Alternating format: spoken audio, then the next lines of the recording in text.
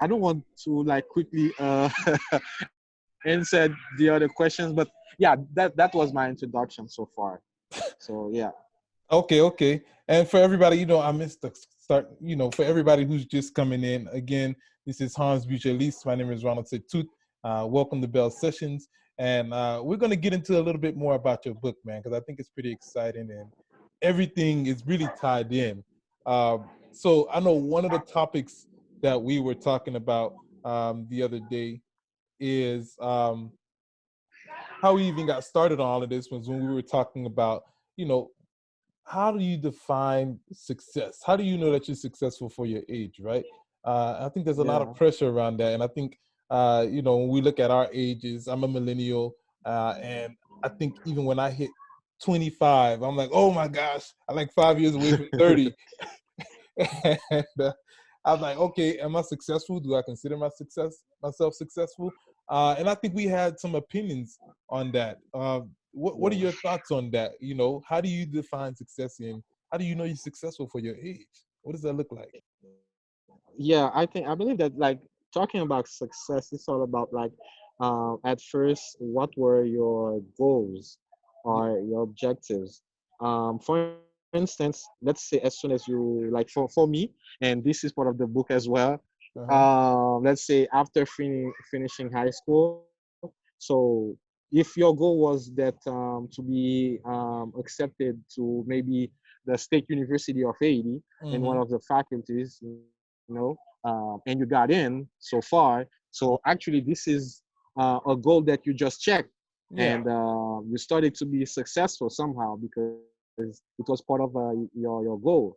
But Yeah. still, since you're growing up, and you're starting to get having needs, maybe economic or financial needs.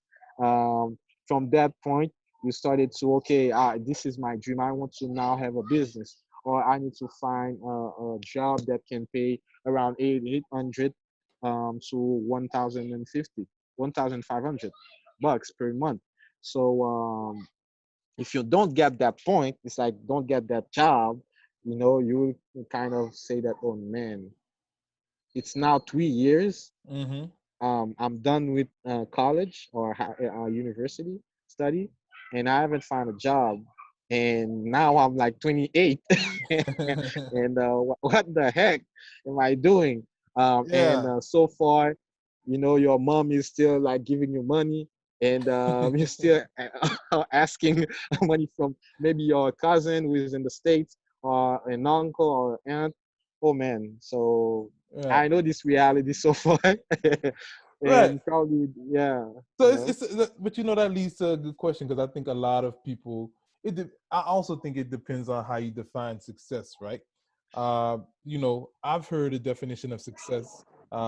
Somebody mentioning that, hey, as long as you are actually striving to what your vision is and your dream and your goal is, that's actually success, right? I heard okay, somebody mention that, and the reason they say that is because you have a lot of people who dream, have great visions, and God put something in them that they're supposed to carry out, but they either too yeah, scared to carry it out or they didn't start yet.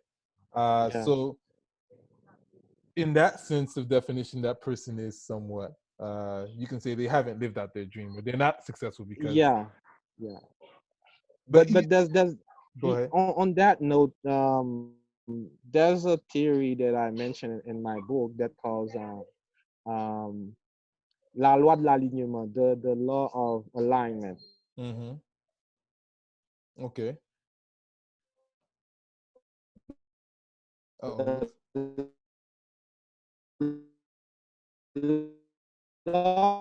Oh, looks like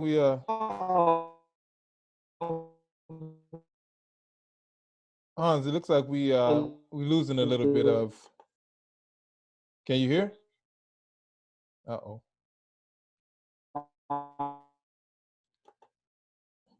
Little technical difficulties with Hans.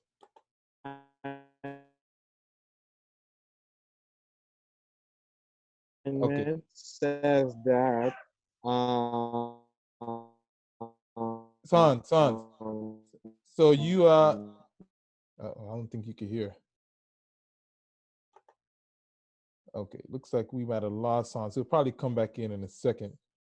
Okay, no problem. So as soon as Hans come back in, we'll go ahead and pick back up on that. But just to keep going, when we talk about defining how somebody is successful, right? How does somebody define success, or how do you know you're actually successful? Um, that mind frame or that concept that we were talking about, is somebody actually following their vision or that purpose that they're here on earth to carry out? As long as they're moving towards that, that is, in a sense, how I define success when me and Hans were talking, right? If you are not actually carrying out what you're doing, um, that means you are kind of failing to a degree. I think Hans just came back in. Let me unmute him. I don't see him, but okay. All right, here Hans goes. Hans, are you there? Hello. Yes, I'm Oh, here. yeah, man. It sounded like your signal might have been low. We kind of lost you a little bit. Oh, okay. Yeah, Okay. but it's good now, right?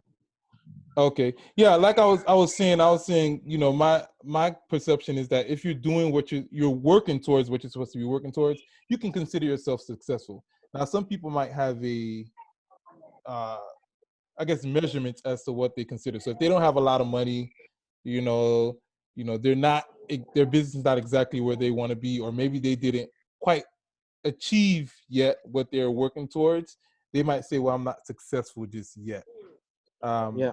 but in my opinion, I think that's successful because you're actually working towards it. But go ahead, give me finish up what you were saying about that. Yeah. As I was saying, can you hear me? Great. It's good. Perfect now. You're perfect right now. Okay. Yes, as I was saying just now, it's like there's the law of alignment that is related to your vision when it comes to everything that you are doing. It needs to be aligned with that vision.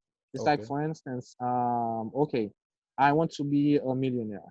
Okay, millionaire now means that if I have a job right now, I need to not saving but investing. Also, I need to try to take some courses in order to let's say reinforce my financial literacy. Mm. Um, Also, let's say that the kind of people that I'm let's say dealing with, or do I have a mentor for Right. the, let's say, the initiative that I'm taking, or do I have initiative that I've been taking so far? Also, what kind of millionaire do I need to be? Is it like an investor, as an investor, or let's say an entrepreneur or a businessman? And if you don't have money, it's like, okay, you don't have the income coming in, active income. How can I like generate money, like generate revenue? From that point, and this is what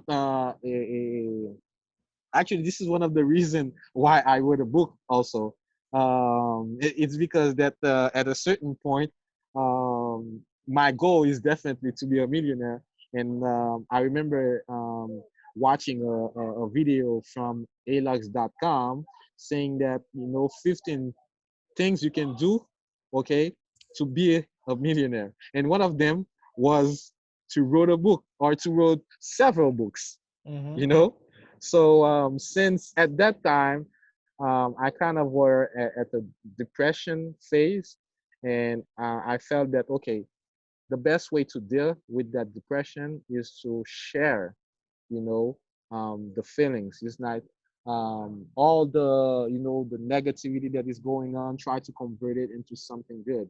And from Right. that point, okay, I said, hey, the book is a way, to generate money, to be successful, and to, But take the path to that be a was millionaire. a goal of yours, right? Exactly, So exactly. So so it's like talking about, okay, if your vision is to be a millionaire, then everything you're going to do needs to align with that vision. So okay. this is the theory of alignment. So I want to bring that. I wanted to bring that up because I'm looking in the comments and uh, Dr. Edwin Maglar. as we know, everybody knows Edwin. If you don't know Edwin, get to know him. But Edwin says Exactly. success is measurable. And then we have another comment from Jean-Élie Francois who says definitely. And then Edwin comes back and talks about, he says, no smart goals. No smart goals, no success. And so Yes. I, Exactly. I do agree that success is measurable. And so even when you go back to, big shout out to Edwin for that. I think that was a really good point. And I think that's what and that's kind of going back to how people, I guess, define if they're successful though, right? So in one aspect, Exactly. I might be wrong to a degree, and it conflicts with what I said earlier, because I said, well, if you're moving towards your goal, I believe, in my perspective, I think you are successful. Now, to that person that's measuring themselves, maybe if they haven't hit a certain milestone, let's say you're in the process of writing your book Yeah. and you're actively doing that, I might say, well, Hans he's to me, he's becoming successful because he's actively writing his book.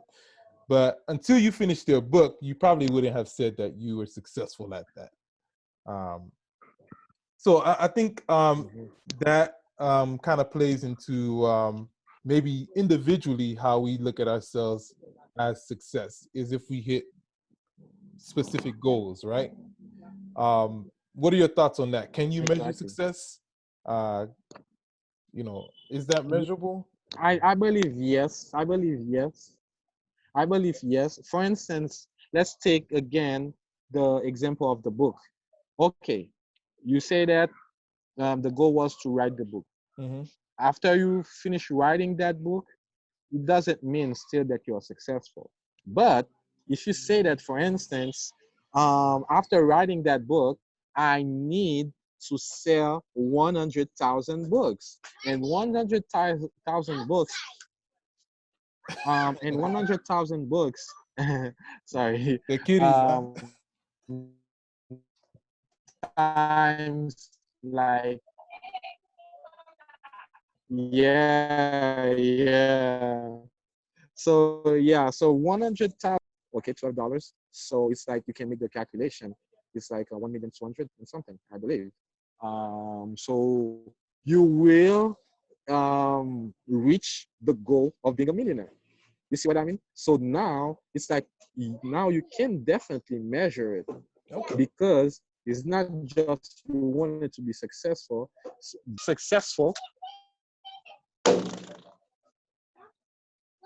Uh-oh.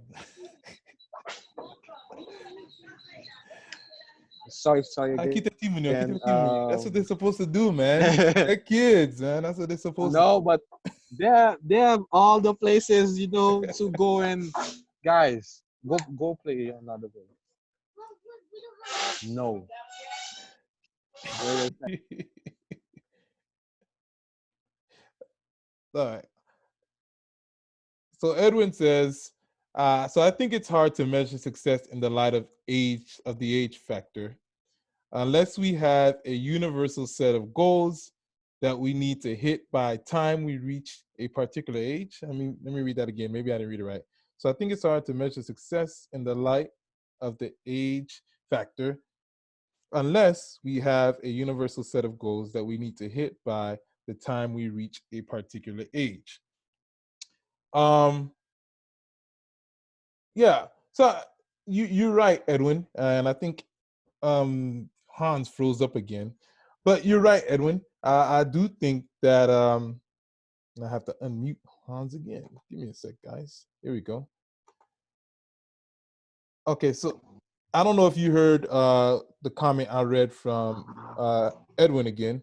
He says he thinks it's hard to measure success in light of the age factor, Okay. unless we have a universal set of goals that we need to hit by the time we reach a particular age. So Mm. I think that's a good point, Edwin. I want to bring something up. And I think that's important because it depends. I think if I'm understanding correctly, it also depends on the framework that you're kind of thinking about. If you have a universal set of goals.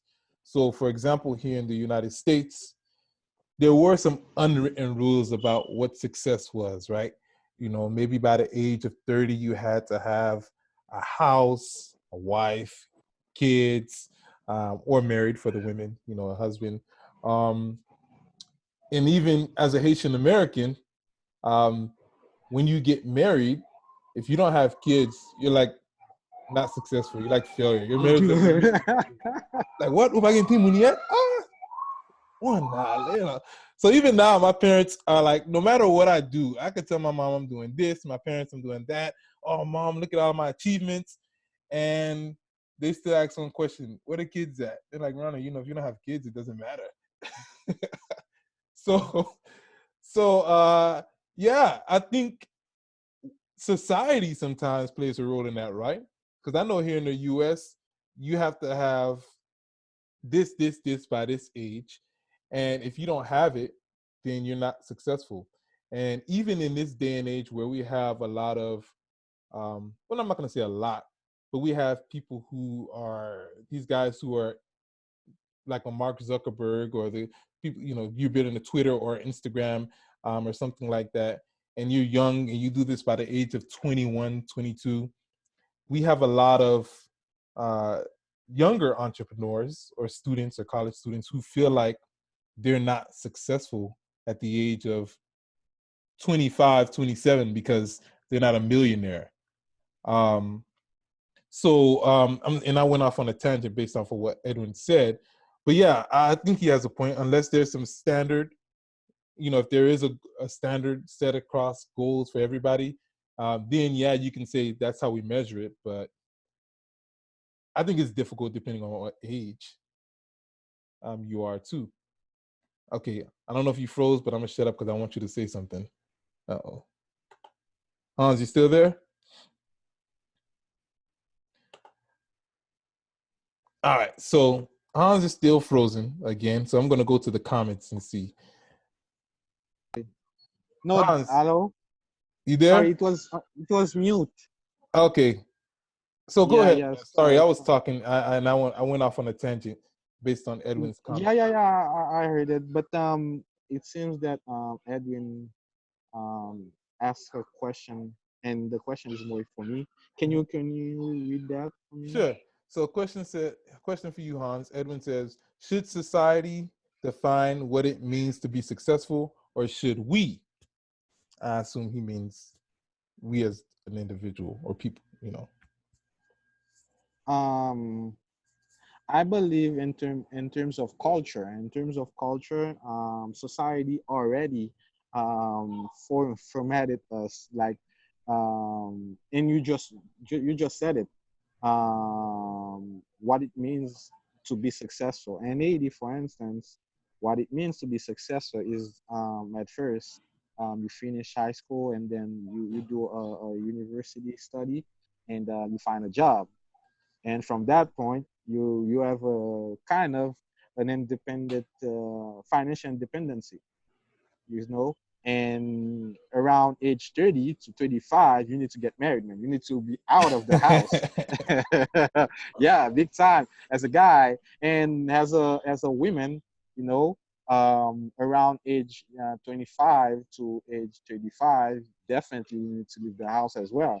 You need to find a man, girl. So fast. um, so so yeah, for oh man, he, he Edwin just is light, commented he's something. lighting up the comment section, man. Should society define what it means to be successful, or should we? In Haiti, success No, is to no, have a big no, belly. Eddie. This is not part of the conversation. This is not like I remember Republic. Actually, girls around 16 to 18 they get married early, and this is one of the success that it's like one of the way that society in the Dominican Republic try to define success for girls or women. You know, you need to quickly find a husband, um, and that husband needs to take care of you, and from that point you have a family, and you have a job. And if you have a house, then everything is good because you have a family, you have a guy that is taking care of you, you have a job, and then you have one, two, three children. Right. So from that So point, yeah, I think it's all about culture, you yeah. know? So I think culturally, I think we can agree that culturally, depending on what culture you are in, Hmm. success can mean different things. Yeah, That yeah. could mean getting married, moving out, being financially independent, and providing for your own family and having kids. In other cultures, it could be strictly, hey, how much money do you have? So Yeah.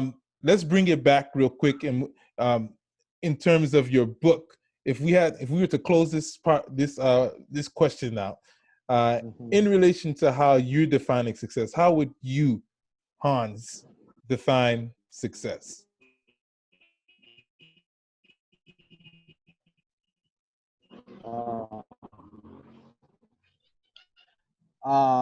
Again, I would define success as, um, man, I remember we were talking, one of your relatives would have, let's say, a specific needs in terms of health. For instance, want to do, there's a really urgency to do a surgery, for instance. Mm-hmm. Do you have the needs, the resources to provide for that need? So this is how I, for me, define success. It's like you are able to respond to the basic needs of yourself and your family. And when I say family, I mean if you're not married, then yeah, brother, or let's say as first of all, mother or father. And if you're married, yeah, your wife or your husband and your children. So from that point, if you cannot, it's like the basic needs. If you cannot respond to them, then hey, you're way like you're not close to success. No.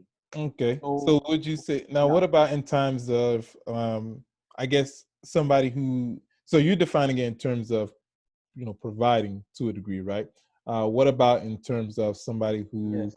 is single and they're just working on Mhm. yeah, they don't have no wife, no kids or anything like that. Um, when you are simply how do you know you're successful in general as a person despite what age you are? um I guess that's what I'm trying to get at, right? Because you can be 65 years old, right? Mhm. And um you might have done a lot of things in life. You might have gotten a great job, gotten married, provide for your kids, have more than enough money to retire. But yet you have Mhm. something, uh, let's say you're an engineer, but you've always wanted to be a painter and you've always been good at it, Mhm. and it always pulls at you in your heart and you're 65 years old. Is that person really successful?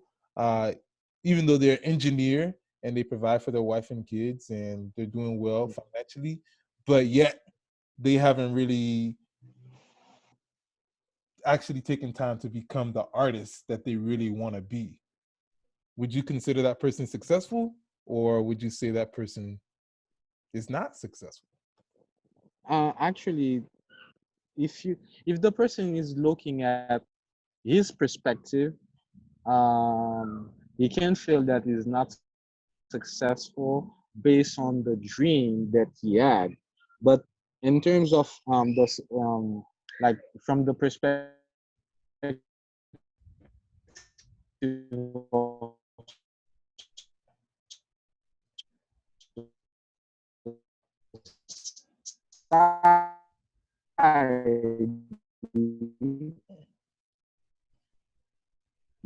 Yeah, yes, this we're person losing can you be again, successful. Hans. We It's lost. We both lost. that. That's all based on. Yeah, we lost Yes, half yes. of what you said, man. Ah, okay. I said, you can hear me now? Yeah.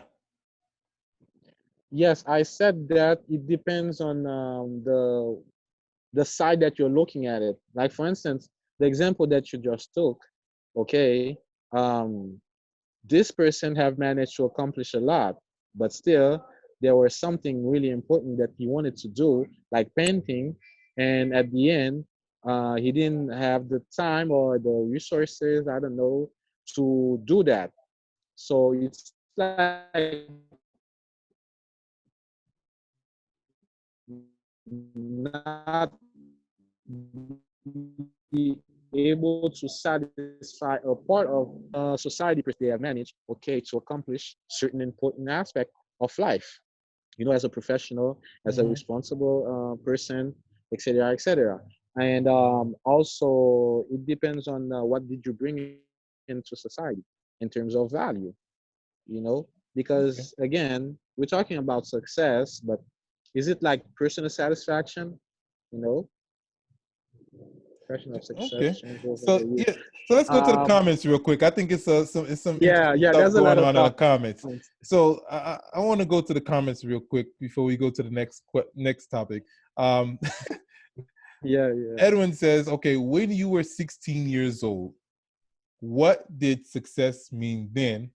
And Raul says, "Personally, be popular at school, get girls, maybe to maybe two, but what those merely wishes." Uh, and that's a good question. If when I'm 16 years old, and what did success look mean then? And Raul says, to get girls and be popular at school. And so if I did that, well, Yeah, I mean, yeah, technically it was my goal, so I guess that did make me successful in my mind, right? But Hans comes back to not Hans, I'm sorry. Raul comes back and says, but to add more, it's true that the impression of success changes over the years. I could definitely agree with that. I agree that that can change over the years. What you define as success when you're at 16 years old, um, versus yeah. you're 25 years old versus when you're 35 years old. I think those can be that changes, because definitely when I was a teenager, what I thought was success is not. Some of it is Exactly. not what I think is success now. Um, Yeah. so one last thing, comment before we go to the next topic. Edwin says, maybe so Hans' definition that mentions providing for your family cannot be a universal definition of success. Also, just because you have shortcomings, even if it's under your responsibility, it doesn't mean you're not successful. So there we have it. Serena Williams doesn't win every game. Right, But right. Serena is really What do you say to extremely that, Hans? What do you successful. say? What do you say to that, Hans? Yeah, I believe that part of what you said is true. Because definitely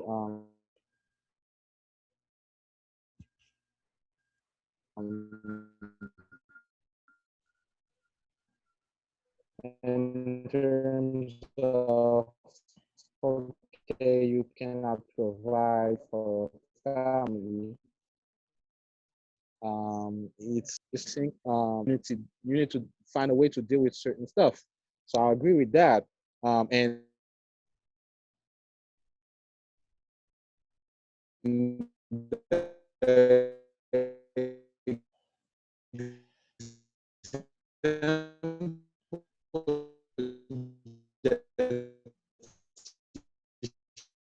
he just took Yeah, Hans, regarding your signal's really, really, really bad. Serena Williams. She's not 10. Okay, Yeah, Hans, your signal okay, can is you? yeah, man, your signal's like bad, bad. But I heard what we heard what some of Really you bad? said, but now we hear you a little bit better. You probably just have to stop moving the camera, Okay, maybe stay somewhere still. okay, sorry. No, you good, Yeah, man. So okay, so okay. let's tackle the next thing. That kind of leads into something else, because when you're dealing with defining how successful you are, um, and you're trying to think in your mind, are you successful? That kind of plays into your emotions to a degree, right? As an entrepreneur.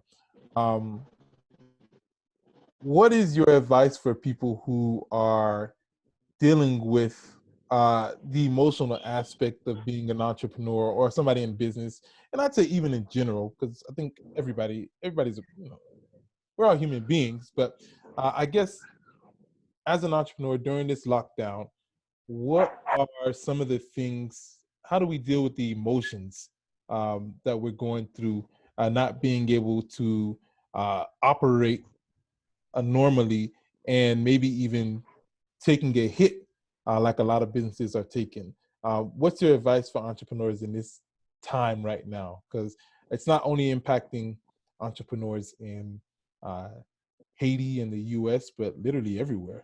Um, and it's not even just entrepreneurs, just people in general that even work at these places, right? So what's your Yeah, yeah. how are you dealing with that? How have you dealt with that in the past? And what's your advice for people dealing with it now?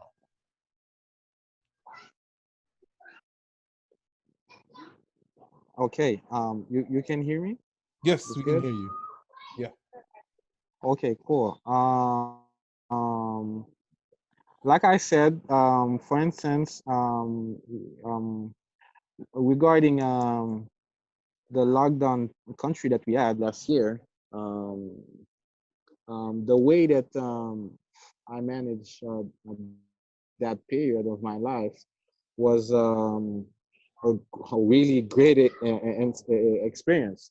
Like for instance, I know that it's like okay, you had a lot of things that you were working on, but just like let's say in 2 or 3 days you started receiving like news that okay the country is on a lockdown mode, you cannot go out, okay, all your activities are locked, you know, um, people are canceling. I don't know, maybe you were already preparing an event, you know, or I don't know.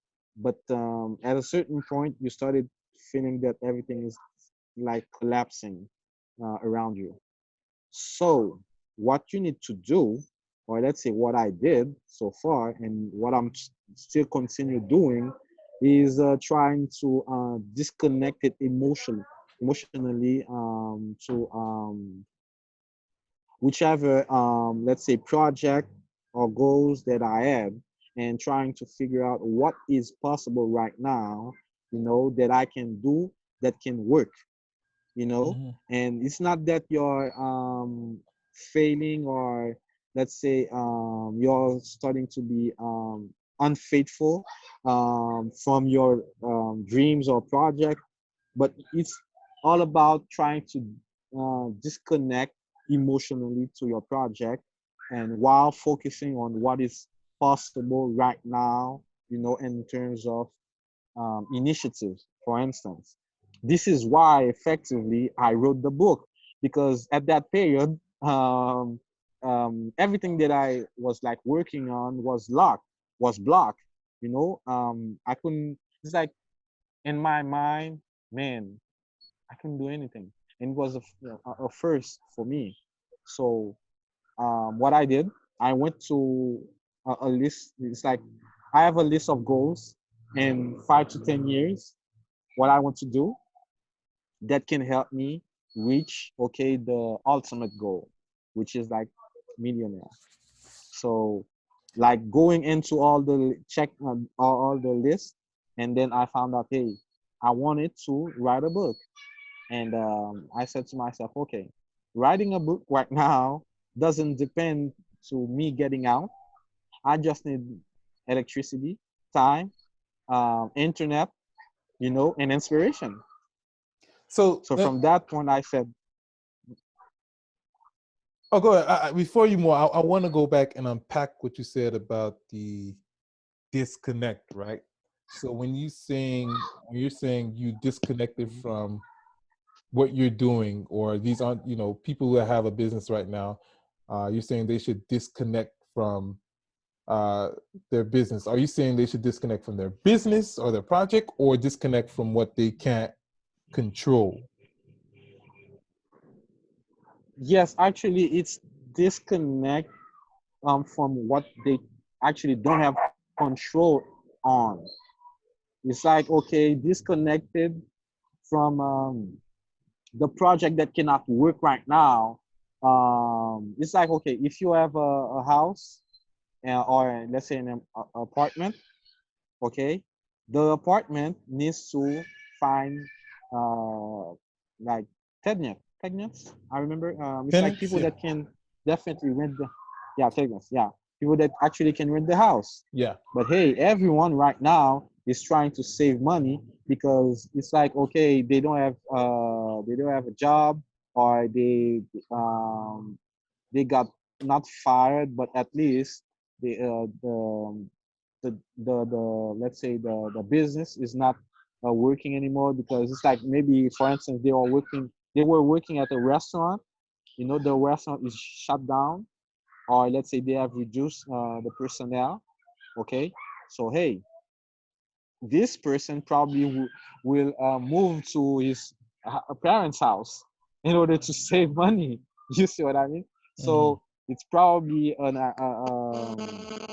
a situation as a person who is managing an apartment, for instance, that you need to consider. So you're You know, saying that we so should I'm sorry, go ahead. no, yeah, yeah, you Yeah, can go. so essentially to deal with your emotions, what you're saying is that we need to, at this point, especially since a lot of people are on lockdown right now, we need to learn how to disconnect from the things that we can't control and Yes, focus on those things that we can control or things that we can do, or maybe even find an alternative things to do in the meantime. Um, I think that's very important for people to understand because when you are so emotionally invested in some of the things that you can't control, what happens is your the clarity of your thoughts are diluted, and you can't think straight, right? So, not saying that you shouldn't pay attention to your emotions at all. I think you have to assess how you're feeling, why you're feeling that way. But once you know, you figure out you can't control what you're doing with some of these circumstances. It is important, I think, to disconnect, like you mentioned, from the emotions, understand what they are, assess them, but also focus on the things that you can control. So I'm getting a feedback yeah. noise from you, but I'm thinking that's what you're saying, correct? Just focus on those things that we can't. Yes, yeah. So yeah, so far yes, because there's a principle in life that whenever something is not working, there's what we call in French lâcher prise. Mm-hmm. This is it's like a meditation movement, exercise. Let's say that you can do in order to like um, get creative related to the situation that you're facing. You need to detach yourself. It's like prendre du recul in French when you say that. Mm-hmm. Okay, and then so far to understand what is going on in your environment and see what can work for you, even Definitely. like not necessarily what you started doing, but how you can adapt what you started doing related to the situation that you're living right now. Okay. So yeah. All right. Cool. Cool. So I want to go back to being financially prepared. We talked the other day. You talked about the Black Swan Theory and how Yeah. people should be financially prepared for the Black Swan Theory. Um, I don't know if you have a Webster's dictionary definition in front of you, but for everybody that doesn't know what the Black Swan Theory is, tell us in a Uh-huh. nutshell, what is that? What's the Black Swan Theory? Okay. I don't know if the let's say everyone here has seen the movie The Black Swan by Natalie Portman. Okay, but if not, there's still that book from that author. I can check it out later and send the name. But on that book, that the author talks about how certain, let's say, events, okay, appear in life that you so far didn't expect to happen.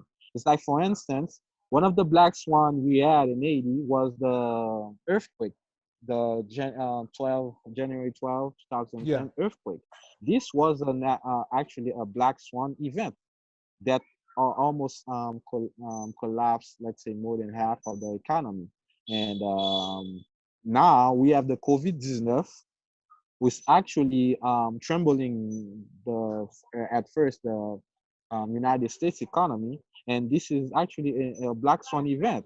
So so far, let's say Robert Kiyosaki, for instance, were actually saying since 5 or 6 years ago that something was going to happen, and he was actually trying to say to everyone that they need to prepare for what is coming, especially millennials, especially for us that are in our 30s, you know. So it's like, based on that, what were your the things that you did in order to prepare for whichever black swan event that you will have, that you will need to deal with or face, you know. And I think that it depends on the business that you're doing, the type of initiative that you're taking. Let's say, for instance, right now, if you only had one particular business, let's say a restaurant, so definitely hitting, let's say, the COVID-19 will definitely hit you hard, and you need to adapt quickly. So it's like, how did I thought about, let's say, preparing myself for whichever circumstances that will appear in my life, in my business, etc. And you talking about financially or just Not in only general? not financially, in general, for Okay. instance, again, let's say you're spendthrift. It's like someone who doesn't do any savings, épargner. You don't épargner at all. When you have that income coming in, you go party hard, you know. Let's say you don't invest at all in things that can actually generate passive income, for instance. So from that point, hey, if let's say now, I believe that you will get hit hard by the COVID death Right, right, situation, right.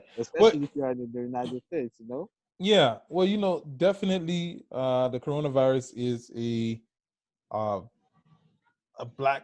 I think that fits into the definition of what a black swan theory is. And while you're talking, I went ahead and pulled it up to look at the definition, and I do think you hit it on the nail. And um, it says I'm reading on Wikipedia, which is not recommended by source scholars and academicians, but in general, Wikipedia can give you some general information. It says the Black Swan theory, or a theory of black swan events, is a metaphor that describes an event that comes as a surprise, has a major effect, Exactly. and is often inappropriately rationalized after the fact with the benefit of hindsight. So yeah, without going too much to detail, I do think the coronavirus, the earthquake, 2010 earthquake of Haiti, these are these Exactly. fit into the definition of what a black swan is, and it's going off the idea that it's rare that you ever see a black swan because usually they're white, but Yes, yes.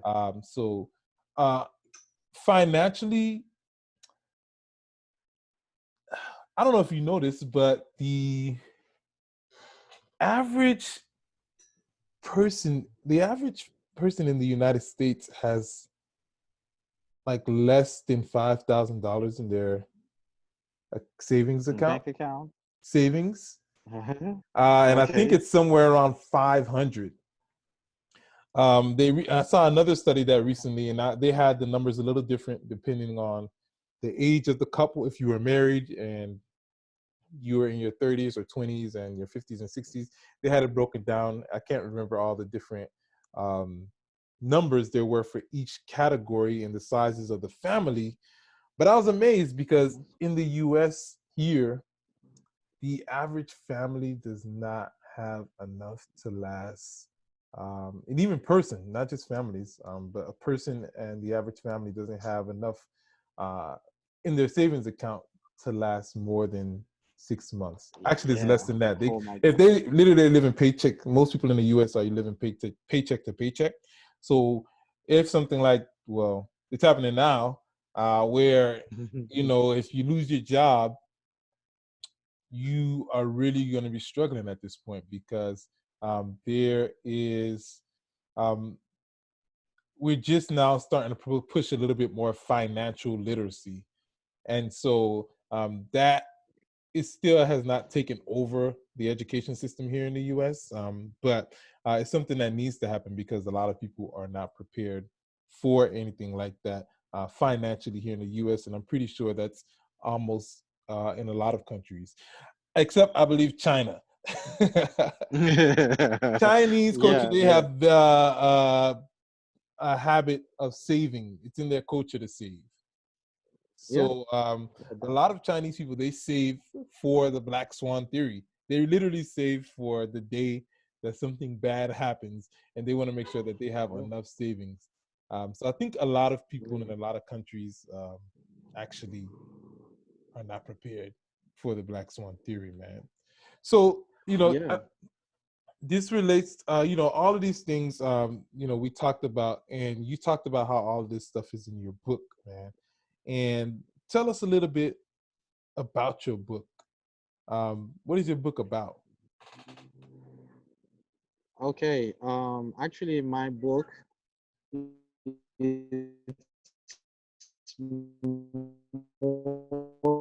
more like the format we use in order to assure that the message that we want to share with whichever reader is like having the book that can easily find the let's say the theory that we share to ter o que no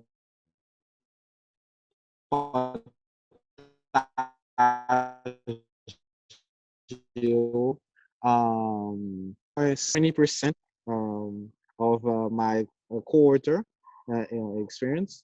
It's like Rabbi Joseph because I didn't wrote the book on my own. Is like having let's say observing other people's experience, or let's say based on the talk that we had with several successful people around us. Like for instance, I had Mark Allen, I had Wakandi, I had even Johnson Napoleon, and it's like having heard their stories, and then from that point I built a personality that is Mr. Maui. Mr. Maui is like me on an extension mode and Ah, trying to yeah, and trying to like make a retrospection of someone who wants to understand how they have managed to overcome all the challenges when it's like since they were in high school or let's say college, from being an entrepreneur or a millionaire, you mhm. know. So that's how I try to. It's like also one thing Well, that is what important is inspired you like to write it? Why did you write the book? What inspired you to write it? uh, actually, I wrote that book based on like I was in a depression mode, like I said, and I was trying to find a way to actually do my own retrospection. It's like the first question that we were discussing: how do you think that you're successful, or do you think that you're successful in life? So Mhm. for me, I was trying to understand why I'm not successful, or am I successful, or it's like do I understand what success means Yeah. clearly? So I started doing like let's say observation from when I was in high school and college, university, and then my first, second, third job, and then how I started my entrepreneurial career. And from that point, I said, hey, okay, that can be a book. That can be a story that I can, you know, create a personality on, and then frame it into a story. Mm-hmm. So since my idea was that, okay, if I'm writing a book, the person that is going to read that book needs to find important information, some specific data that can help them understand, the business aspect in Haiti, also some economic concept as well, and the experience that I did as an entrepreneur or as a professional, you know, and also based on other person experience. So Gotcha. combining everything that I just said, um, I said, okay, the book will be talking about all of these. It's like psychology, how you can manage depression, okay, and how do you think that you are successful, and how you can like make let's say analysis comparative. I don't know how to say it in English, but it's like Comparative a analysis. comparative analysis. Yeah, Yeah, Omega. comparative analysis. Exactly. Of your situation right now, and how do you see yourself in 10 years? Or what do you need to do in order to like go in this direction as an entrepreneur? Like for instance, there's a chapter or a section in the book that has, it's like a questionnaire that will help you ask yourself if you're ready to be an entrepreneur, for instance. Mm-hmm. Or let's say if you have a business, is that business can help you reach your goal as an entrepreneur? You know, So, like, go so, on. I want to touch on that a little bit. You said, um, how do you know you're ready to be an entrepreneur? So, actually, recently, we actually just put a little assessment on the Mhm. BEL website up, which I thank you for that, Edwin. I'm going to plug that link into the to the group chat. But we actually added, put a assessment of for everybody to take to see if they're actually prepared to be an entrepreneur. What kind of characteristics you need. So, what would you say are some characteristics or some personality traits to help somebody know if they are ready to be an entrepreneur? How do you know if if you're ready to be an entrepreneur? Um, do you discuss that in detail in the book, or in your personal opinion, what do you think about that? um, Now, yes, I kind of discussed that in details in the book, and actually, the book is with me now. Oh, yeah, fonctionner, okay. Um, First, I believe that. Okay, I mean, voila. Uh, Actually, I can even give you the page. It's at page 102 and 103. For Okay. those who's going to buy the book, they will find this at this section or from this page. The first thing you need to ask yourself is, okay, the thing that you want to do, have you tested it yet? This is really important. Tested it. It's like, for instance, let's take um, GBI as an example. I remember that before starting GBI, I started actually um, providing personally that service, to each individual that probably wanted to have some help to legalize their businesses. I didn't even have the name GBI yet, but it's after, let's say, serving around 10 client or Mm-hmm. customer that I started having advice from different people saying that, hey, why not doing this as a business, man, as a full-time business? Because there's a lot of young professionals who don't know anything about starting a business legally. Fiscally speaking, it's like everything that is related to taxes in Haiti, because you know that it's like everywhere you go, there's corruption, there's bribery. People will try to bribe you, you know. So Mm-hmm. from that point, hey, can you find me someone that is reliable, that is trustworthy, that can help me with my business? So it's like you need to test the project or the idea first. Right, And right. secondly, I remember um, there was this comment that says that, okay, every successful business that you're seeing right now, the person behind it had around 10 years of experience. You Hmm. know, it's not that you had an amazing idea that you think that is going to work. Do you have the necessary components or the necessary experience, to manage that business or to, let's say, mener, à bon port, how the way they used to say it in Creole. You see what I mean? So Yeah. this is actually something important people need to understand. It's not that okay, everyone can.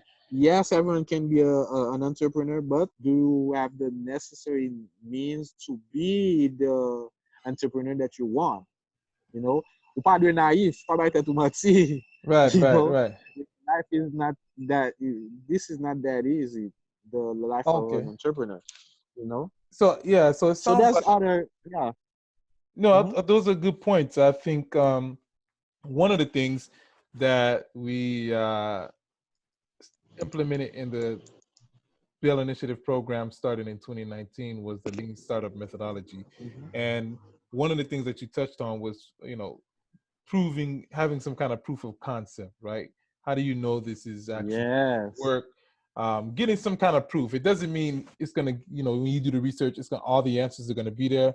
But do you have any kind of research that's letting you know that there's a market there? Um, and then you Yes. touch Mhm. on experience, right? Mhm. I go back and forth with this one because I've seen it before, and I do agree to a degree. I agree that you should have some level of expertise in that field.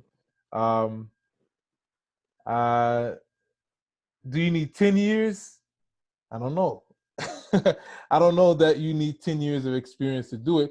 I personally believe, and this is, and I say this from me and you. We can disagree on this if you want, or go back and forth. Because I know I've heard people like I was mentioned this before, saying you have to have a lot of experience before you go into a certain industry. One of my strengths, I think personally, is I'm one of those people that I can actually learn how to. I know how to learn, right? So I don't technically need 10 years to learn something. I have I've learned how to have enough discipline. I'm not the best guy that's the most disciplined person, but I think I have Mhm. enough discipline to do a lot of research, test some things out, and Mhm. take action. And one of my strengths is that I just take action. Even if I don't know everything, I Mhm. actually just jump and do it and figure it out to a degree, to an extent. So um, while I do believe you need to be an expert to a degree, I also think you have the opportunity, if it's something that you're really, really passionate or interested in, you can learn and teach yourself some of this stuff. Um, before you answer that, let me just, well, before I go to the comment section, what are your thoughts on what I said? And it's okay if you disagree. I'm a guy that just learns a lot. But what do you think about that? um. Yeah, yeah. I believe that you're. Yeah, you probably be right because there's the passion aspect that is really important that you need to consider if you were to be a successful entrepreneur. Um, but talking about experience is also related to how can you sell what you're doing. Mm-hmm. This is really important also. It's like, are you a good seller? Are you a good negotiator? Because there's a principle that says before they do business with your business, they do business with you first. Mm-hmm. Before they accept your product, they accept you first. So you need to find a way for people to accept you as an entrepreneur first before they accept your product or your services. Okay. You Okay. see what I mean? As an entrepreneur, because if you were like, if you're a businessman and you just have money, and then hey, okay, people already kind of know you for as a name, or let's say certain stuff that you already done, based on experience. You have 10 years of experience, even though if it's not directly related to the domain, okay, the sector that you're trying to exploit, but still people know you. But if you're a new guy, if you're a new guy and you want to like ouvrir percer au marché, then you need to find a way for people to accept you first and then accept your product, which means that you need to find a way to know how to deal with people, how to sell, how to network. Mm-hmm. This is really important. Yeah. So And it's after that that comes the experience part. okay. So let's jump to the comments real quick. Yeah. Edwin says, how many shuttles did Elon Musk send to space before he created SpaceX? How many applications did Zuckerberg code before he created Facebook? How many computers did Steve Jobs build before he created Apple? Um, I have a response Okay. to that, Wait, but wait a I'll let you go first. You have a response? Oh, I'll Okay, let. okay, bro. Okay. Um, yeah, first of all, Edwin needs to know that before Elon Musk created SpaceX, there was a bunch of other businesses that he did. Like, for instance, I remember reading someplace that it was at the age of 18 that Elon Musk first sold uh, His first at the age of business. 18, he sold his first business. Exactly. Okay. And there's something also about Mark Zuckerberg's saying that, okay, he started working at what was the place again? Let's say um, 3 to 4 years ago. It's like he spent 3 to 4 years working at that place, and he was actually coding. Mm-hmm. And I believe that they even said that he tried to pitch the Facebook concept to that business. Yeah. And I can even search it later Well, to there's find that link and arguments that send he it. stole the idea, but not gonna get into Ah, that right now. But he was yeah, somebody else. exactly. But And hey, what was the third? What was the third example that Steve Jobs. How many computers did Steve Jobs build before he created Apple? don't don't forget that at first the idea was in his head, but he didn't like knows that okay, this is a computer that he was trying, like the exact computer Mac that we have right now that he was going to do, you know and from that point he did other experience. It's like before going all in to Apple, the Apple business, you know so in a certain degree, experience is really important. Second, find a way to sell yourself first and then sell what you're selling. Okay. And then third, how about testing? Is it something that is going to revolutionize the market, or let's say is it a correction that you're trying to bring, okay, to the market? For instance, okay, So we had other platform like space. I was okay. There was I5. There were MySpace. Before Facebook, but they right, just find a way to like do it much more like user friendly. For right, right. SpaceX is just that in that field, no Yeah. one was kind of interested into like democratize, okay, going Okay. to space. So I think And it's the only yeah, yeah, yeah. yeah. So Let me go just ahead, say go ahead. that's thing. Um, for instance, regarding like having access to internet nowadays, okay, don't forget that at first it was for military purposes. It's just that later that they democratize it. It's like using computer, for instance. It's later that they democratize it. So it's actually what SpaceX is doing right now. Right. So I think You see what I what, mean? yeah. So So Edwin is saying, and I think this is probably the point that he was trying to bring up, is that you don't need mhm, expertise in the business that you're launching. This is what he's saying. That's why you build a team for. That's what you build a team for. You just need to be vested in the way business is done in general. So yeah, I agree. So you stole the words right out of my mouth. I think when you brought up those different examples, when Edwin brought up SpaceX, Zuckerberg and Facebook, Steve Jobs and Apple. Now, to a degree, uh, depending on which example you're using, for example, Mark Zuckerberg had experience in coding before he built Facebook, which is why the original founders had approached him to build it. And Steve Jobs, well, not necessarily Steve Jobs, but the point is that there is some level of business experience and expertise there before they jumped into different areas. And exactly. so I think we're going back to, I guess, challenging the thought that you need to be in an industry for 10 years before you actually build something successful in it. Rather, I'd say there's a certain level of experience that you need, a certain level of discipline, mindset, and a certain level of um, traits that you need as an entrepreneur, emotional intelligence, that you kind of need to actually carry out any undertaking.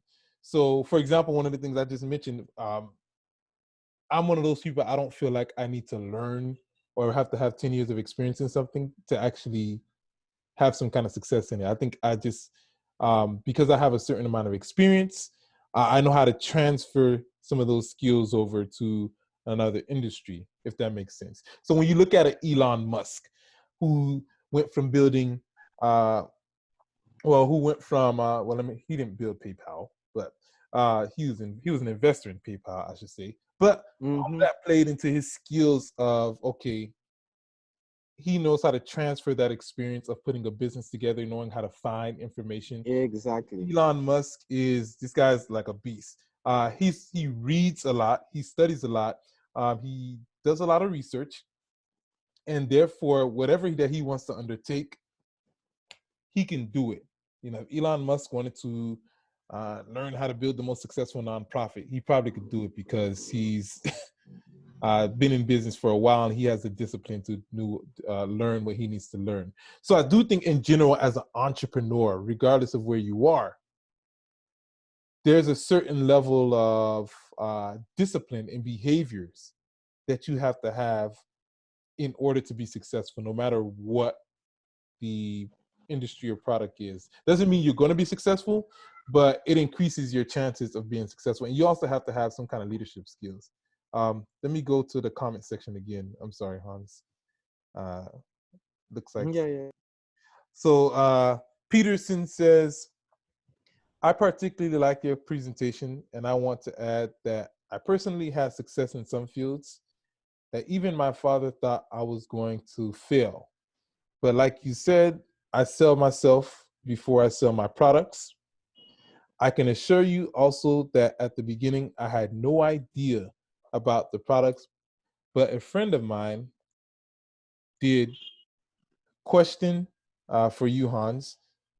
I think this is for you. He said, did you write about how to build a successful team for your company? I'm assuming he's talking about your book.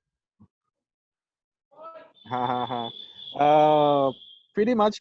But actually, that will be in my second book. The second book, the name of the second book is "In Pursuit of Personality."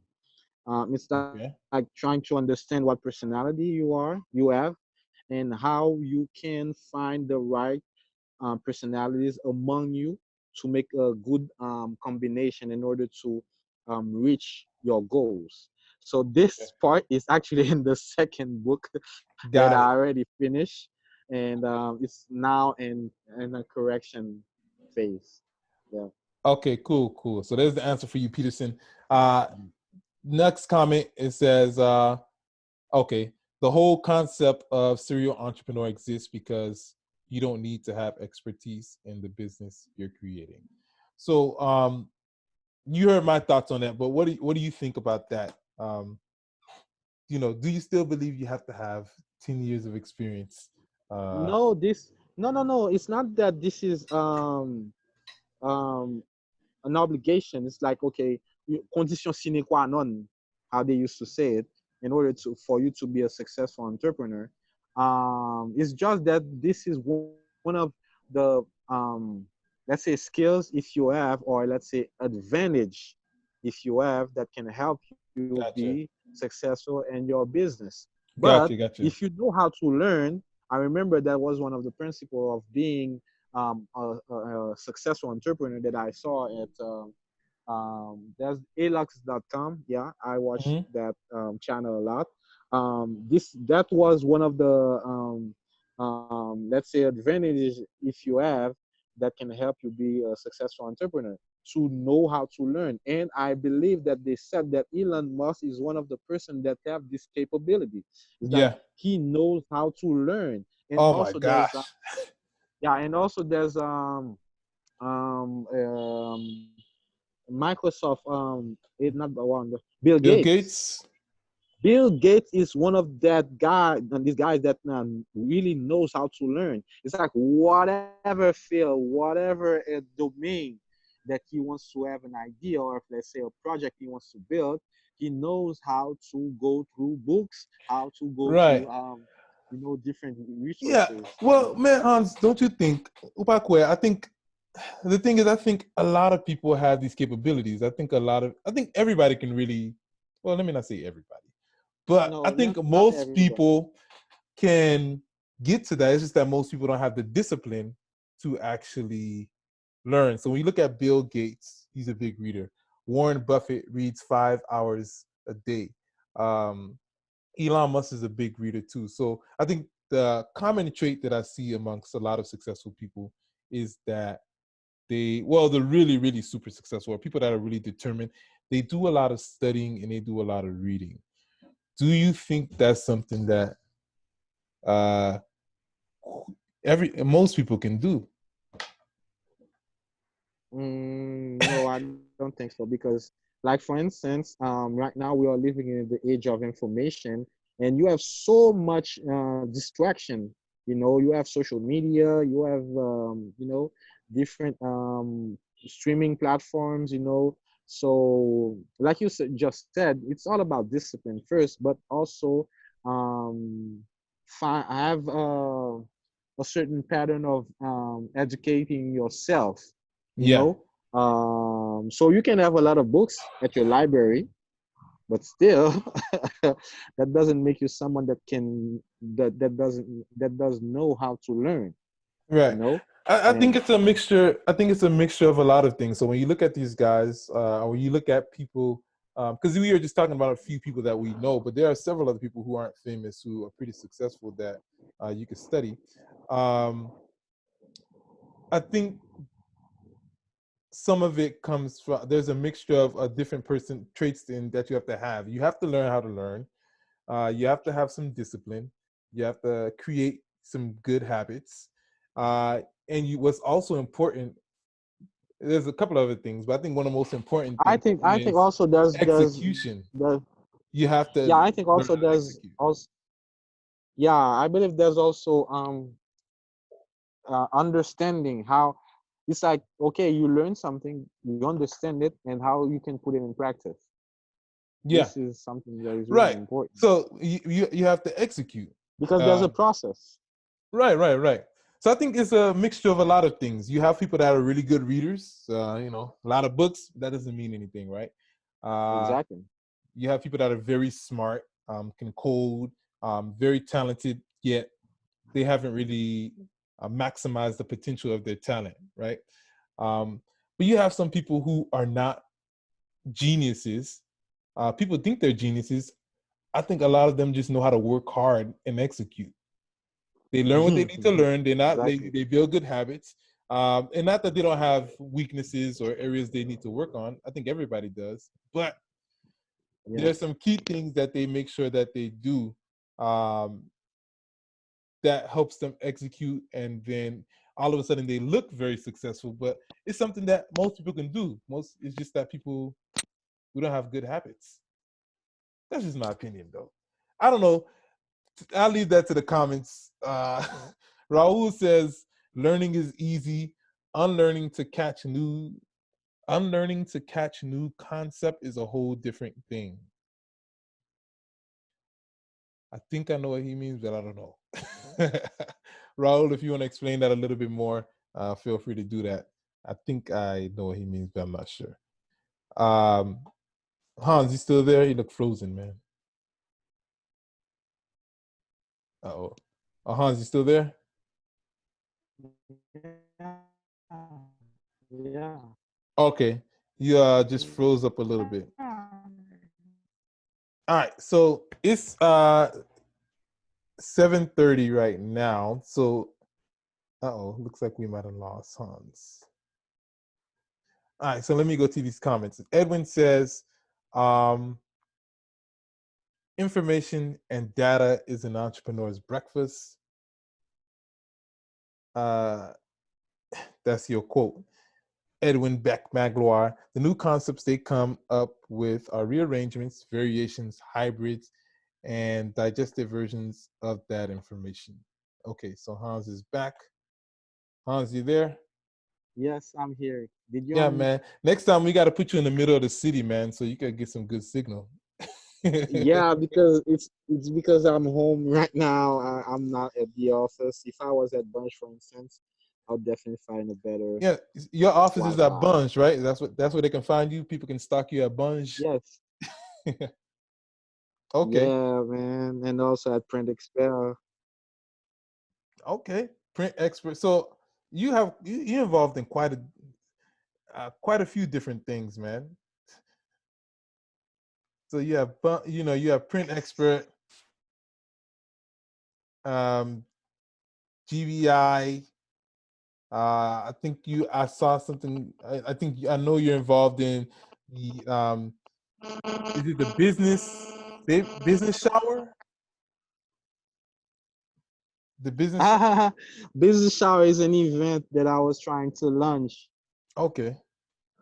Okay. Yeah. So you had quite a few things that Yeah. you're working on, man. All right. So it's 7:30, man. Let me. I know there were a couple of things I wanted to get to before we closed up. So as far as your book, man, we touched on all these different topics. What are the main things that you want people to take away um, from your book, or based on what you have written? What are some of the main things you want them to take away after they read? Okay. You. Oh, sorry.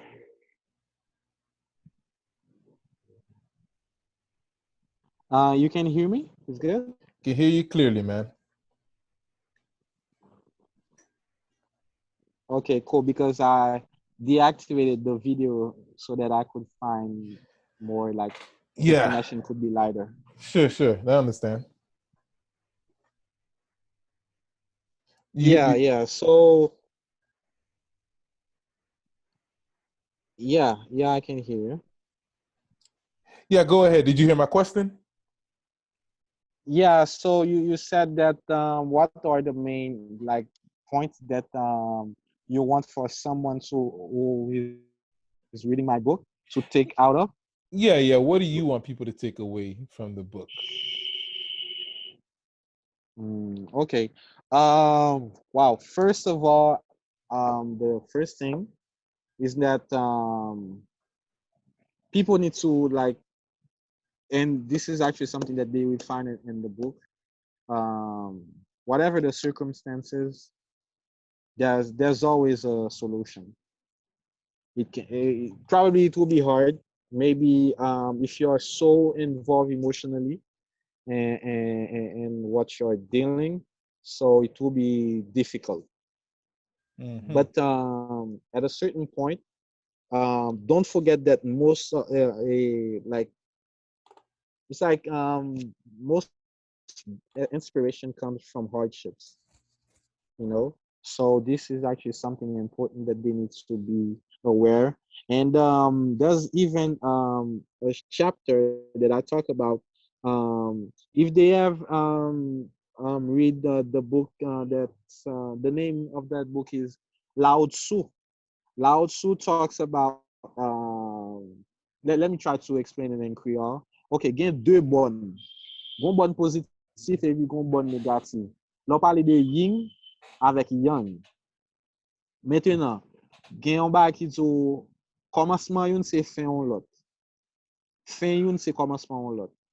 Mais maintenant, breaking point creativity c'est lorsque wap kite yon pour entrer dans l'autre. Est-ce que vous comprenez? Donc, ça vient faire que du coup, for instance, les audio, gen des séries de œuvres extraordinaires et c'est pendant monalité en prison et puis il écrit. Artiste qui, par exemple, produit des séries de musique extraordinaires, c'est pendant, bah, on est au ménage, j'étais fou pour lui, you know, et crasé KO, et puis shit. Ça fait que lui, inspiration enragée, et puis il écrit. You see what I mean? Yeah, okay. Ou bien tout, des fois, c'est juste on dit long moment côté que ou pas après gland and then you said, oh guys, let's try this thing, and then là c'est puis yo la magie en fait. So this is one of the things that I believe that people need to get out of the book, out of my book, as well as there's this other thing that it's really important for me is that toute situation où on vit dans le moment là, c'est par rapport à la décision antérieure qui te prend. Son ensemble de décisions qui prend et qui viennent ba ou situation gain là. Par exemple, situation en Haïti, un côté que ou gain économie qui enragée comme si c'est pas COVID-19 qui fait nous dans l'état ça. C'est pas tremblement de terre ou bien lockdown country qui fait dans l'état ça. Son ensemble de décisions que par nous ou bien un dit dirigeant que nous passons, nous quitter au plan au nom de nous-mêmes, qui fait que nous avons une réalité ça dans le moment. Tandis que soit comparer Singapour, and this is actually something that I did, nous faisons une analyse comparative de deux pays dans le livre là. Moi, je prends Singapour, moi, je prends Haïti. Pour qui ça me choisit analyse et comparer Singapour avec Haïti, c'est parce que Singapour, en termes de taille, pas trop différent de Haïti. Au contraire, Haïti plus gros en termes de kilomètres carrés que Singapour. Yeah. Maintenant, Singapour est occupé tout. Ça veut dire Singapour est occupé par Angleterre. You know? And c'est presque la même période là que yo déclaré indépendance. Effectivement, Haïti déclare indépendance par Singapour, pas un problème. Mais maintenant, l'on regarde suite de décisions qui fait pendant, on dit tout de suite après que chaque fin prend indépendance à aujourd'hui, et qu'on regarde les résultats, sont pas extraordinaires. Ça veut faire que du coup, c'est par rapport avec décision que, ou bien on dit prise de responsabilité que dirigeant qui était à gérer Singapour et prend qui fait que les résultats ça. Ils étaient conscients que des ressources pas gagner. Maintenant, ils fait en sorte à ce que ils exploiter ça que ils gagnent comme avantage. Nous-mêmes à la différence, nous gagnons trop de ressources naturelles. OK, nous pensons que nous avons blender. Et puis, nous laissons les gens qui n'ont aucun knowledge de comment gérer les... Yeah. So, from that point, it's all about decision. It's like, qui moun qui te prend décision pour vous? Et puis, qui ça qu'on fait face à la décision ça que vous prenez pour vous? Ça veut dire pas qu'à plaindre. Ou pas qu'à plaindre. C'est ça fait le moment là, OK, ou le moment difficile, ou la crise, etc., etc. Mais pas oublier, grand pile monde qui a pris ce moment là par rapport avec la situation. So, même qui j'en positionne. Essayez de détacher émotionnellement, et puis garder qui ça qu'a fait, et puis positionner. Mhm. Positional. Everything is about positioning yourself when it comes to like exploiting a situation. It's like how you position yourself. It's like playing Okay. chess. So uh, we got a comment on this right here.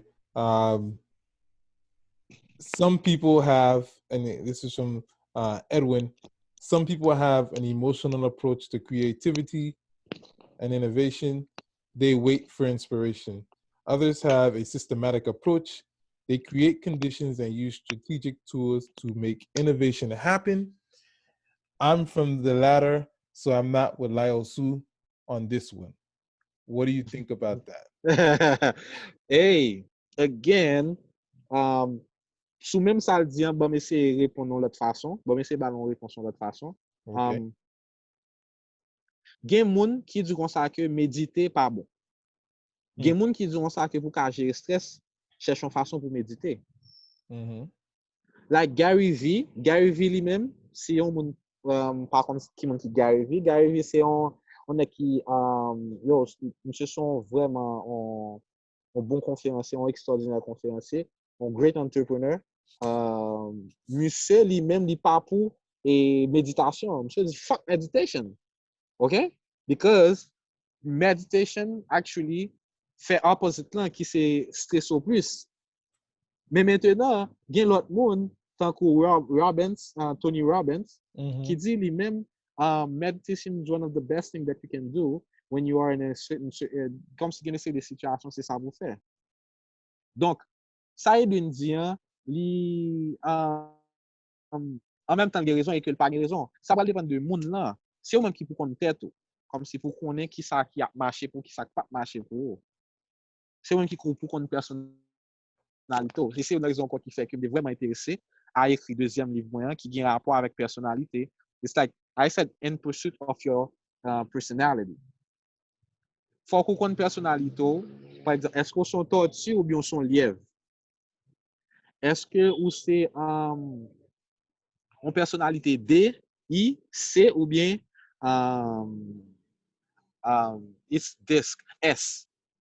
Mm-hmm. So those are the things that if you know, you understand, then from that point, ou ka konen ki sa pou fè, ki sa ki bon pou, ki sa ki pa bon pou, ki jon ka jen inspiration, ki jen kreativite ka vini, etc., etc. You need to discover yourself first, and Mm-hmm. then from that point, see what can work for you. Okay. Okay, I think that's a good point. I think, and that's something that we do have to take in consideration. Who are we? What are we Yeah. trying to achieve? What are we put here to do? And I think based on what your motive is, like you said, Gary V. Though I don't agree with him, that's just how he operates, right? Me and Gary V might not be having the same motives in life, right? Um, Yeah. so he might not be seeking spirituality. So that's just his approach. So that's fine. So no, I think those are good points. Et And I pourtant, think, monsieur vraiment, like, monsieur vraiment spirituel. oh yeah, Monsieur comme si, monsieur pas, comme si, monsieur, yeah, monsieur pas, okay, well, là, monsieur vraiment spirituel, like, it's not like chrétien into like okay, God and etc. But yo, monsieur vraiment son équipe. okay. So Hans, we're reaching that time, and I do want to have one more question for you, man. When it comes to entrepreneurship in Haiti, Haiti, how do we reinforce the entrepreneurial ecosystem in Haiti? How do we do that, man? And let me know if you need to expound. I need to expound on that question, but give me your thoughts on that. Oh, okay. I believe right now, one of the ways that we can do that is first of all, like the people that are saying that they are influencers, for instance, Uh-oh. those guys need to take their responsibility at hand and go to places that our elders never went in order to do awareness. You know, What first, kind of awareness are you wanting the okay, influencers to? What are they supposed to do? okay. awareness regarding like um BA BS. It's like les trucs biaisés, you know, things that they put in our mind since we were a child that is not true, and Mm-hmm. trying to like it's like defragmental, make them understand actually what it's like. Okay, for instance, I remember I was talking to a guy that was like trying to explain to me why they comme si écrasé religion vaudou en Haïti. Mm-hmm. Je dis comme ça que OK, comprendre bien pour nous prendre indépendance nous, gon ensemble de um, exercices qui étaient faits pour t'arriver à faire ça réaliser. Mm-hmm. Maintenant, yo vin comprendre que si yo quitte nous dans position ça, n'a trop pour terre. Donc quelque part, ça it's like it's based on research that this guy did. I'm not saying that it's true, but still, comme si quantité argument que bon yo, it was amazing and definitely nous gagner nous pas embrasser culture nous quelque part. Donc ça veut faire que du coup nous avons des difficultés pour nous vendre pays bien.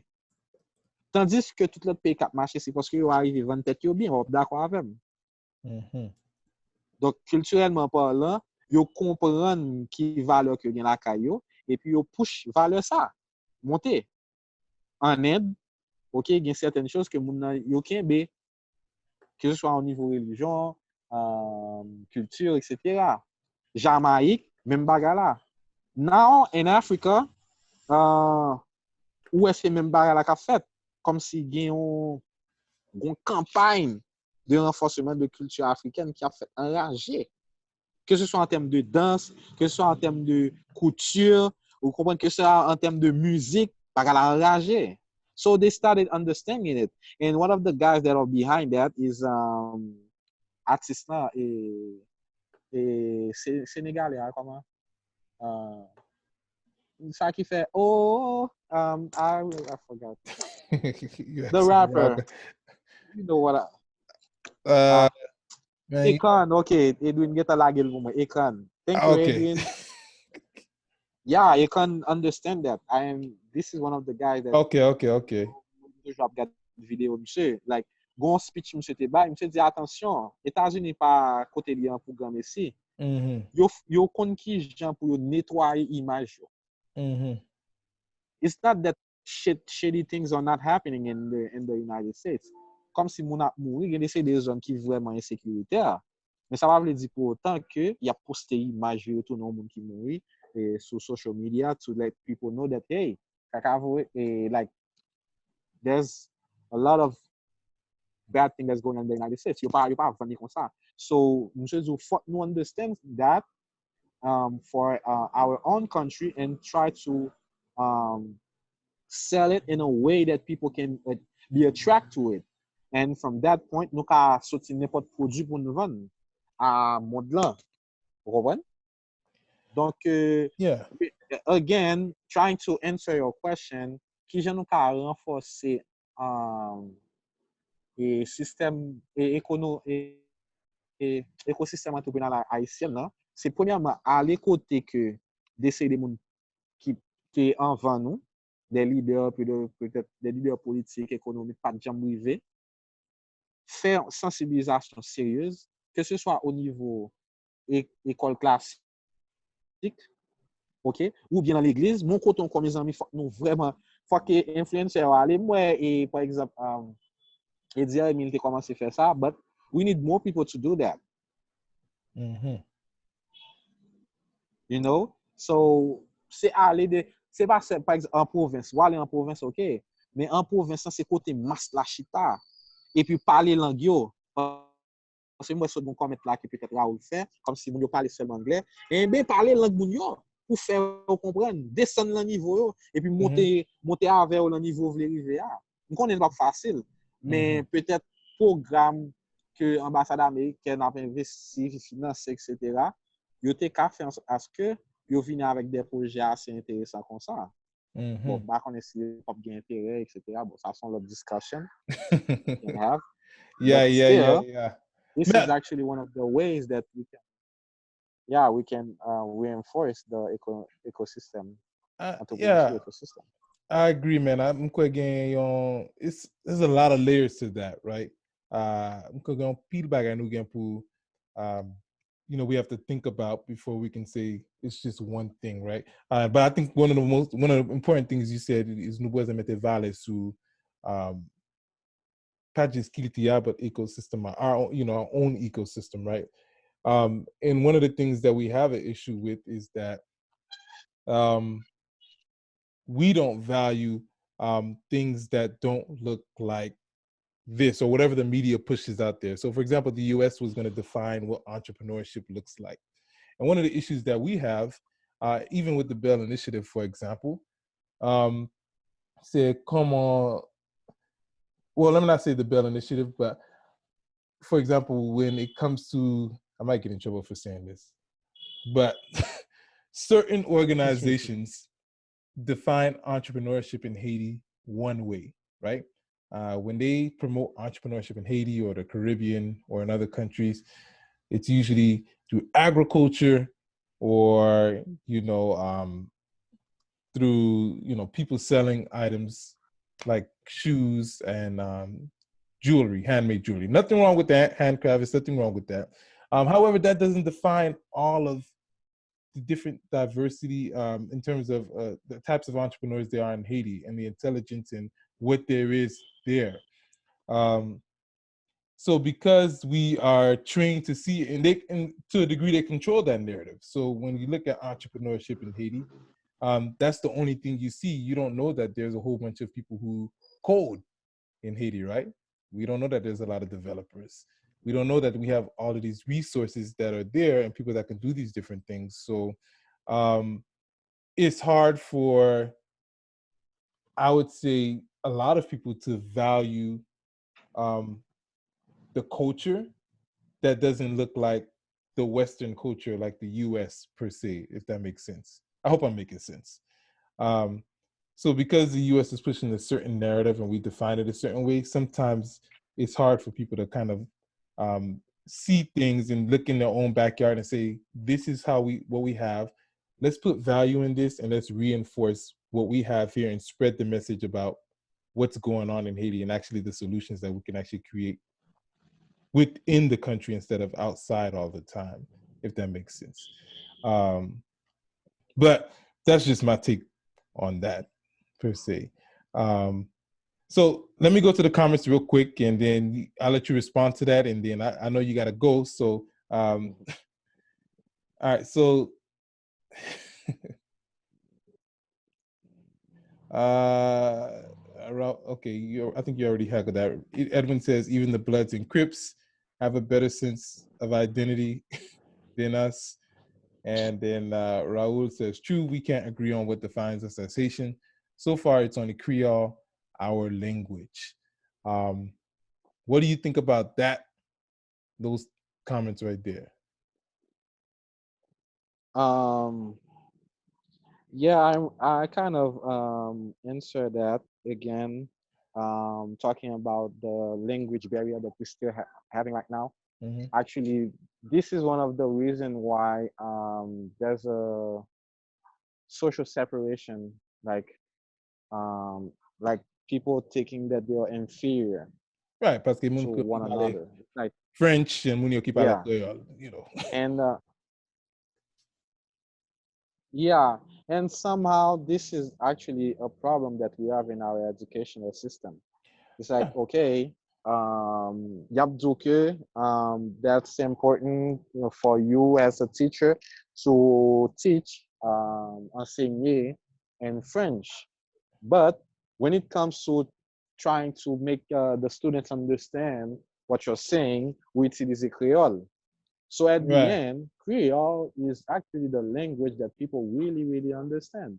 right. So Well, why parce que not? tout, Yeah. yeah, But tout le monde comprend Creole. Même moun qui parle l'école, yo parle Creole. Mais, in school, like you said, ça c'est un problème parce que yo montre moun comment parler. Well, nous pour parler français. But what Yeah. that does is that makes Creole inferior.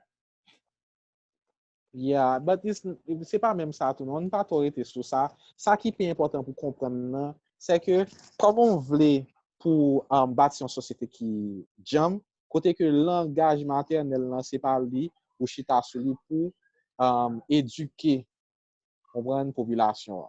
Mm-hmm. Vous comprenez? C'est un coup, OK, c'est tout à fait normal aux États-Unis d'utiliser anglais pour Mm-hmm. éduquer. Maintenant, c'est la langue maternelle là. Ça va veut dire pour autant que tout le monde n'a pas apprendre l'autre langue. Mais c'est la langue maternelle là que they teach. OK? Right. Well, Pascal, too, you know, French is a very important language in Haiti. Well, the business language is French. You know, when the government wants to handle any important matters, you feel, you know, français. Les gens veulent faire business dans Haïti, ils pas besoin de parler créole. Even when them got the application, you know, the U.S. government put out there, you have to, oh, si vous voulez faire travail en Haïti, vous besoin parler anglais, français. Si vous connaissez créole, good, but it's not it's not that important. Yeah, You see what I'm yeah, saying? but I don't know. I don't know if you saw that they kind of trying to actually they understand that this is something that we will need to deal with. And you can see from now on when the embassy, the United States embassy and Navy, Mm-hmm. is trying to communicate something on social media, they do it in Creole and English. Yeah. À son Okay. changement que yo pas fait longtemps ça. Like, Okay. comme s'il a communiqué qu'on y a après c'est en créole yo communiqué. Mm-hmm. Ensuite, yo gen doit bon anglais et si c'est nécessaire bon français. Mais c'est créole anglais yo fait qu'on y a, you know. Right. Right. Et c'est une campagne là qui mené sérieux, you know, Okay. to see how we can reinforce the Creole language into the educational system. Right. But that's that's a whole nother topic, man. So I don't want to start a new topic. I know we're reaching the end right now, man. So before we hop off, man, I first want to say thank you to everybody. Thank you, Hans, for coming on Bell Sessions #2, talking about your book, talking about these different topics, man. You talking about your experience. Tout bagay ta pensée there and keep by the thing that inspired you to even write the book. What last words do you have for everybody on the call and kote yo ka jwen livou and through social media and we get on website too, so partager tout ça. Yeah. Okay.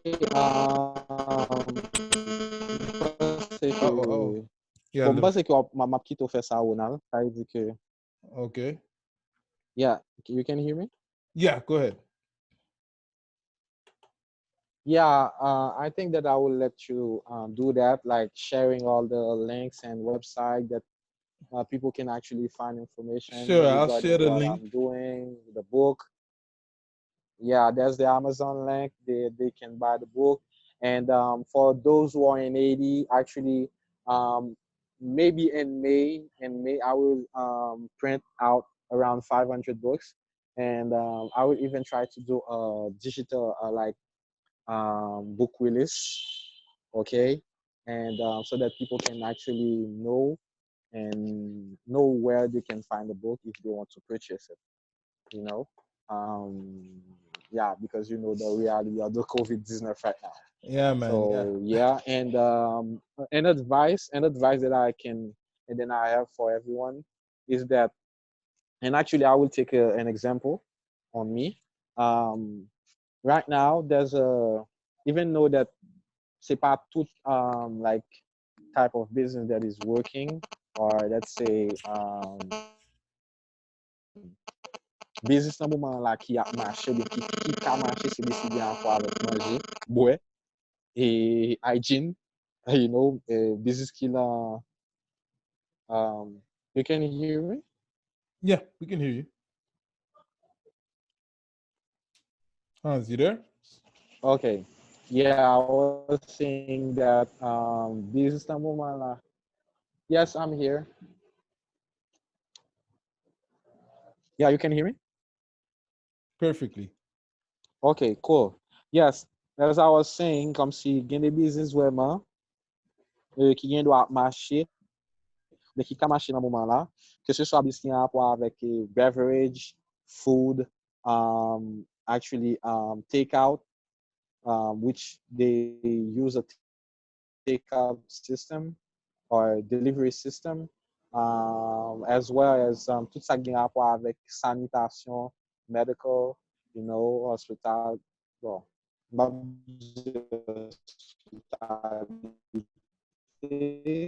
hospitality, because it's more hotel and stuff. Aujourd'hui, avant d'écraser, au contraire, it's maybe the right moment as soon as this situation pass, that comme si wap ge okasyon pou envahi moun ke ou te vize avec projet ou bien initiative. For instance, même pour projet long bout lan, mwen gen tan konen ke mbra for an amazing comeback. It's not even a comeback because mbat get an lansel. But that le moment sa pase, moun yo pral vle fè fèt, moun yo pral vle fè program, moun yo pral vle connecte so bad, you know, so moun yo pral vle fè evidman men. Yeah. Moun yo pral vle chak jou yo nan la rue. Moun pa vle lakay yo même encore. Moun yo pral vle tout manger ki bio. Yo pral vle manger ki ka renforce système immunitaire yo en pile. Moun yo pral gen foli fè exercice matin, midi, soir. Ouais, ça me dit là. Donc, actually, if you were like thinking about something that is not, c'est un coup qui pas approprié par rapport avec marché que nous avons dans le moment, autant pour mettre le de côté. Au contraire, immédiatement, yo va besoin pour genre l'initiative en pile. So this is an advice that I wanted to share with everyone. Okay, well, Hans, thank you again, my friend. Everybody, make sure you I put the links down there in the chat.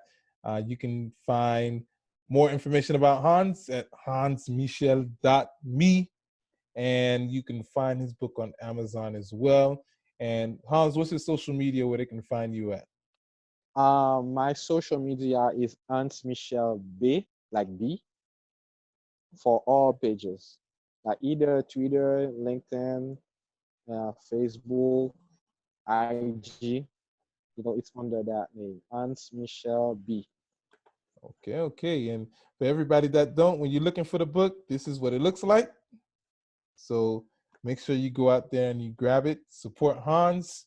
For the rest of the fellows on the call, thank you for joining. All the guests, thank you for joining. And we look forward to doing this again. Look out for BEL session coming up. Next, we'll have Dr. Edmund Magloire on the next BEL session. We'll be talking about some very interesting topics. We'll post it out there. And make sure you follow us on social media at BEL Initiative, and follow us where you can go to our website to get more information and take advantage of some of our new resources. We have a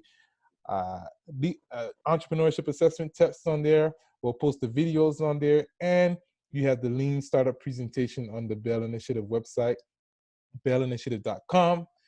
Follow us on social media again at BEL Initiative, and follow us on YouTube too. Get our YouTube channel up. So thank you, Hans. Thank you, everybody. Until next time. Man. God bless. Stay safe. Wear a mask. Oh, mettez un masque, lavez main. Is that what they say? Exactly. Mettez un masque, lavez main. All right. All right. God bless. Thank you, everybody. Ciao, guys. Thank you. Ciao. Till next time. Till next time.